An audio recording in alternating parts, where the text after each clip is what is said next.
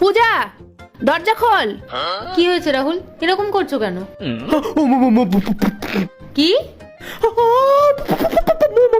আরে কি তখন থেকে করে যাচ্ছ? কি হয়েছে বলো তো? তোমার মা এসে গেছে। কি? আমার মা এসেছে? এবার আমি কি করব? রাহুল, এবার আমি কি করব? আর তুমি কি করবে আমি কি করে জানবো? তোমার মতো যেখানে সেখানে চলে আসতে পারে, কিন্তু এখন আমি কি করব? তুমি তুমি এক কাজ করো, তুমি তাড়াতাড়ি লুকিয়ে পড়ো। আরে কোথায় লুকাবো? রাহুল, তুমি আমার মাথাটা খারাপ করো না তো প্লিজ।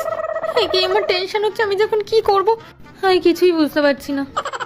মা এসে গেছে, এখন যদি দেখে নেয় আমার বিএফ আমার সাথে এখানে, তাহলে তো আমি পুরো শেষ।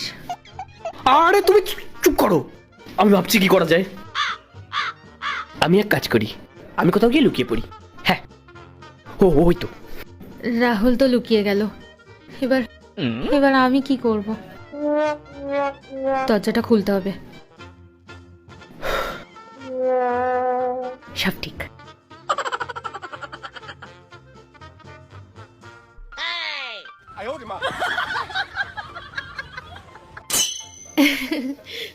মা তুমি? কি রে পূজা, দরজা খুলছিলিস না কেন? এতক্ষণ কি করছিলিস? আসলে কি বলো তোমা, ওই আমাদের সোসাইটিতে না খুব ভিখারি আসে, আর শুধু এসেই বারবার কলিং বেল বাজায়। আমি তো সবসময় দরজা খুলি না, কিন্তু আজকে আমার মনে হলো কেমন যেন আমার চেনা চেনা লাগছে। আর দেখো, দরজা খুলে আমার সামনে আমার জগৎ জননী মা, আমার সুন্দরী মা। মা, তুমি বাইরে দাঁড়িয়ে আছো কেন? ভেতরে আসো। হ্যাঁ চল। জানি না এখানে কেমন কেমন মানুষজন থাকে। তুমি এখানে কেন এসেছো মা? তুমি আমাকে ডেকেছো তাই জন্য। আমি আমি আমি তোমাকে কবে ডাকলাম? দুদিন ধরে তো তোমার সাথে আমার কথাই হয়নি। আচ্ছা, তুই আমাকে ডাকবি তারপরে আমি আসবো? আমি তোর মা হই, আমার যখন ইচ্ছে হবে আমি তখন আসবো।